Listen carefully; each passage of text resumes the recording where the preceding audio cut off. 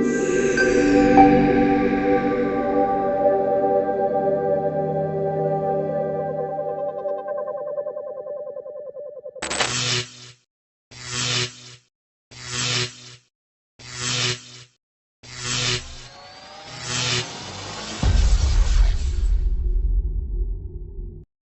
good afternoon, everyone. Welcome to day 14 of Innovation and Inspiration at TechFusion GCC 2024. I'm Sohail, your guide on this exciting journey, proudly hosted by FINAP Worldwide Bahrain and our pioneering Gulf platform solutions. As we always say, it's not about connecting, it's about igniting a spark of possibilities and exploring the limitless horizons of technology together with GPS. Wait for a session packed with software insights tailored for your business. At FINAP Worldwide Bahrain, we are not just creating solutions, we are leading a change with our GPS platform. This effort goes beyond typical projects. It reflects our commitment to connecting every ambitious mind in Gulf with cutting-edge technology. With GPS, we are pushing boundaries further into the space of software solutions. We are leading a digital revolution that's accessible, cost-effective, but also cutting-edge. This is innovation like you have never seen before. Now let's talk transformation. Today, our spotlight is on Oceanus. Oceanus is a 4-in-1 fintech solution that empowers financial institutions with full-fledged core banking, agent banking, merchant banking, and a digital wallet. To go into more detail, agent banking basically it's bringing back banking into customers' doorsteps. You can fully utilize your agent banking by for the unbanked and the underbanked communities in the world. Merchant banking, you can expand your commercial footprint rapidly. Oceanus platform it has a streamlined POS system, a payment gateway, and an e-commerce for merchants. So if you are a merchant, then with Oceanus you will be able to get customers, make transactions, and make sure that you can make transactions directly to your bank right from the customer.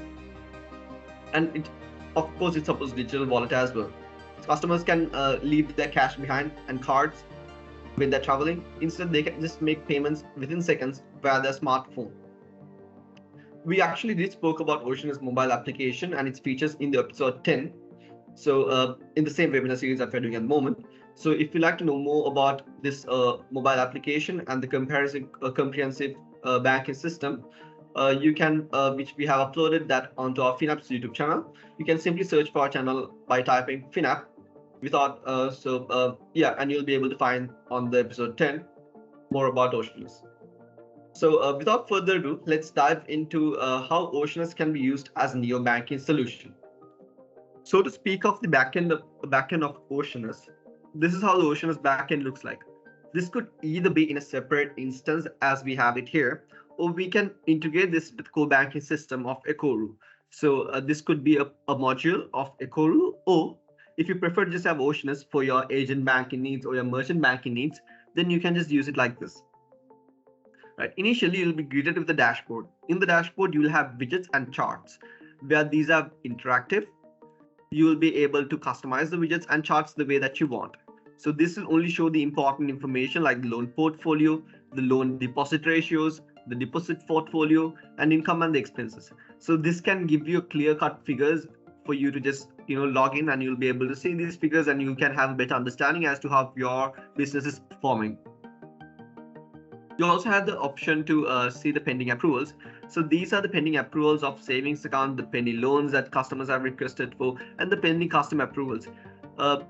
This specific slide, or the pending approvals, it is designed for the banking managers or the financial institution managers, for them to go through this and for them to know what account needs to be approved, or what customers that are pending to be approved are, if the customers have provided all the KYC that is there.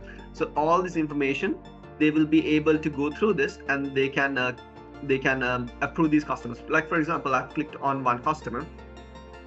So at the time of the customer signing up to the mobile application, they will have a KYC. So how this process works is that the Oceanus supports both iOS and Android. The customers can, the banking customers, they'll be able to download this application via their App Store or their Google Play Store, respective to the ecosystem that they're using.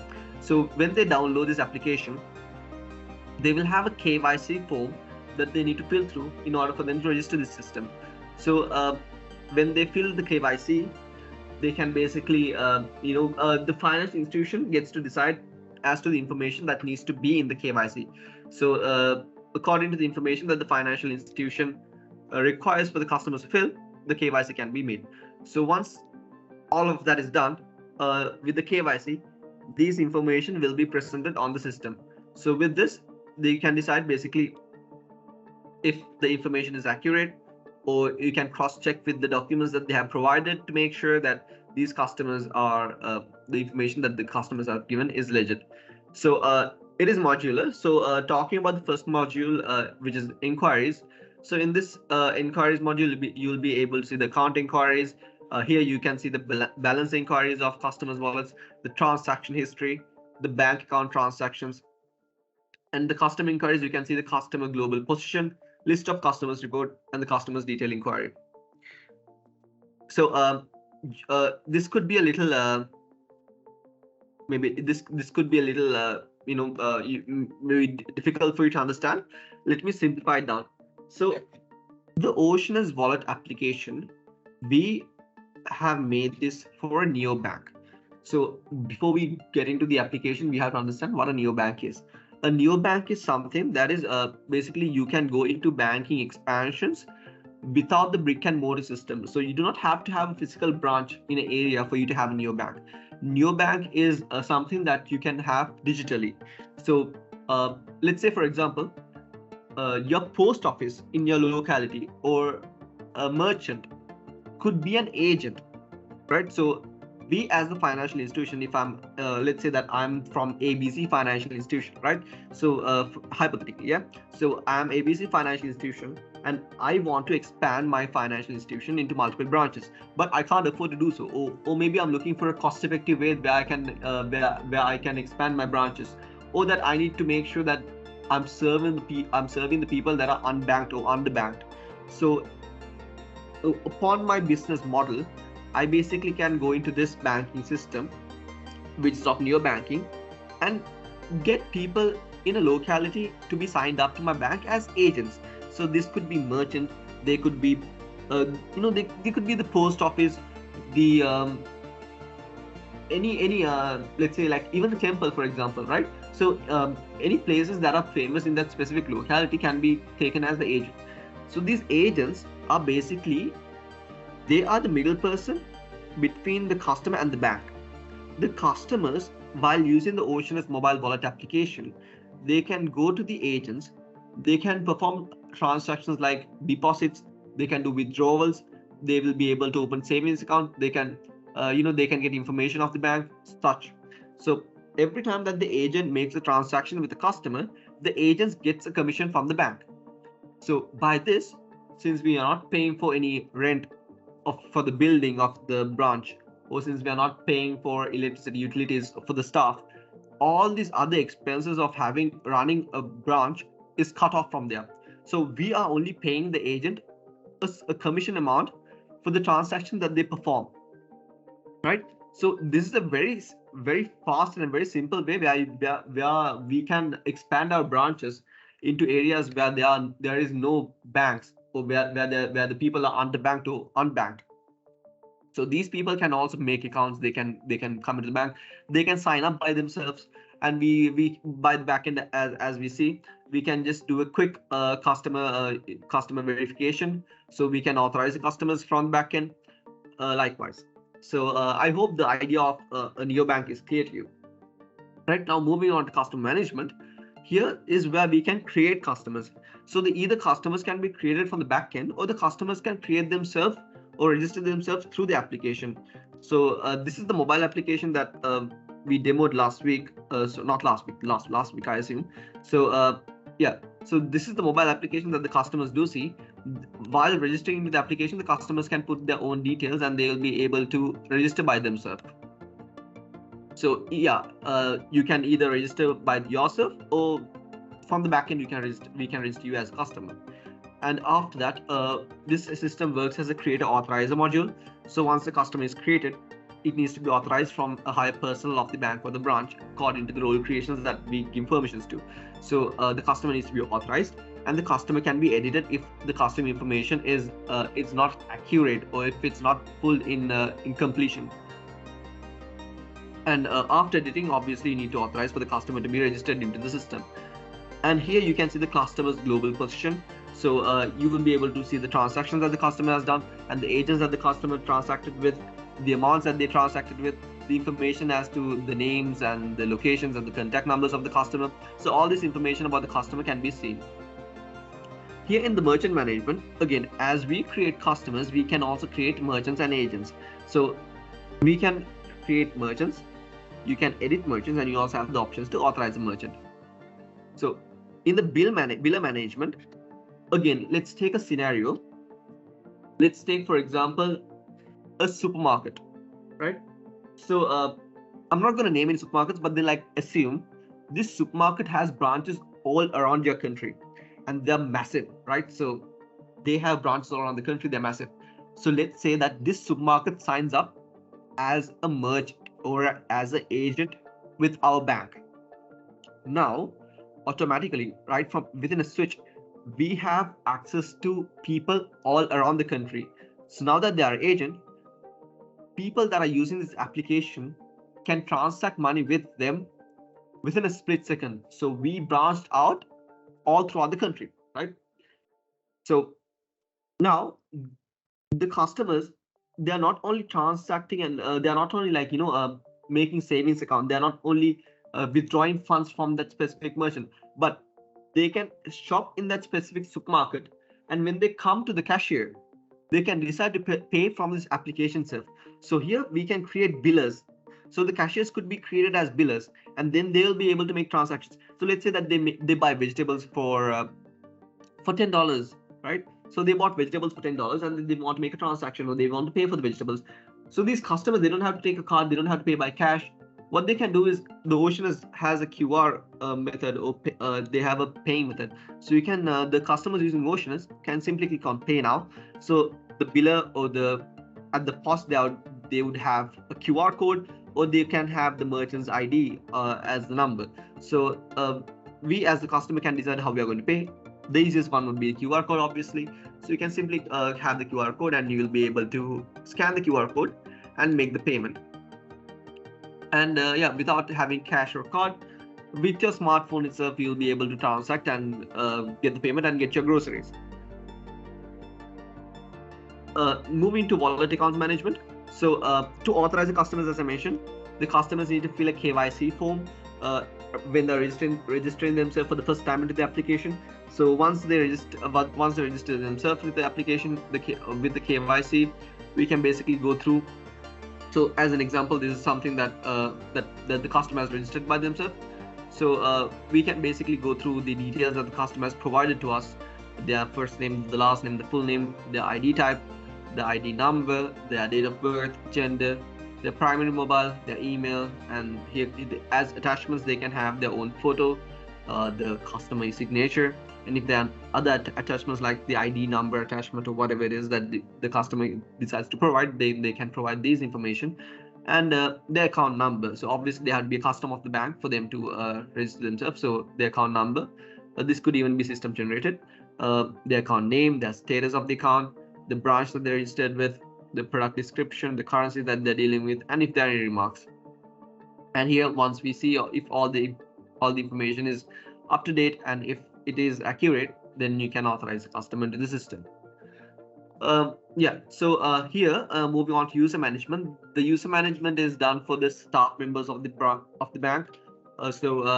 Just basically signing up the staff members of the bank. So there could be the bank manager, the wallet account verifier, the there could be a receptionist or someone at the till. So all of these roles and all of these staff members can be added into the system. So we can create the staff members as a user. You can edit them if you have not uploaded all the information into the system. So you have the option to edit the users. You can authorize them.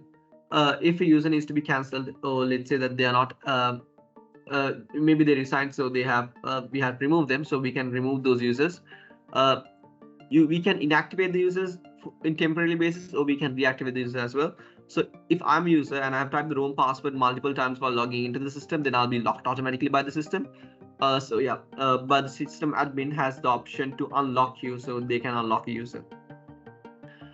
Yeah, the password can be changed by the admin or by the user as well. So if I want to change my own password, then I can change the password of my user account from here. And if I have forgotten the password and I want the admin to change my password, then the admin can change the password. Here, as mentioned, there are different roles in a financial institution. So we can create those specific roles and have the hierarchy of the institution by creating roles. And we can give role permissions. By giving role permissions, basically we are limiting specific roles to be uh, to be doing functions with specific modules. So let's say, for example, that I am the one who is verifying the customers. So my job role is to verify customers. So I don't need all of these modules, right? So basically, by the system, we have a permission tree. In the permission tree, we can simply select for the verifier, only the verifying account management module is needed. So wallet account management, it's what's needed. So in that case, we can basically untick all the other modules and then just have the wallet account management module for the specific role to perform their duties. And here the user sessions can be monitored by the admin, so the admin knows what user is using the system at a given time. There's a transaction template as well. The transaction template is given for different roles. So a lower role would be having a lesser transaction template. So they are only limited to make transactions within the system for a specific amount.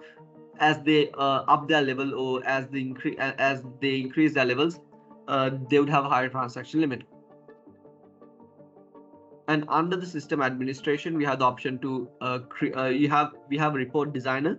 So there's no developments for you to go to if you need to create reports within the system. We have the designer, a template designer. So basically you can create the templates according to the way you want, and the receipts or the reports will be printed with the templates that you create. And yeah, the banks and branches can be added to the system. So these are the banks and the branches that the financial institution is transacting with. So the banks and their branches, right? So this is not to be misunderstood for the financial institutions branches, but the branches of the banks. So yeah, so we can create the banks, we can edit them, we can create the branches for those specific banks, and then we can edit them as well. So these branches are the branches that the financial institution has. So if I'm in a financial, if let's say that I'm from the head office, then we do have multiple branches in different regions. Then basically I can have my own branches added to the system. We can set up financial years, so we do the financial year setup and the closure. So we at the end of the year we know that okay, maybe the year ended, so that we can take yearly statements and such. Under the system configuration, you have the option to change the system logo as to your financial institution's logo, and change the name and white label basically. In the Oceanus wallet, right? So as I told you, this supports the agents and the merchant banking.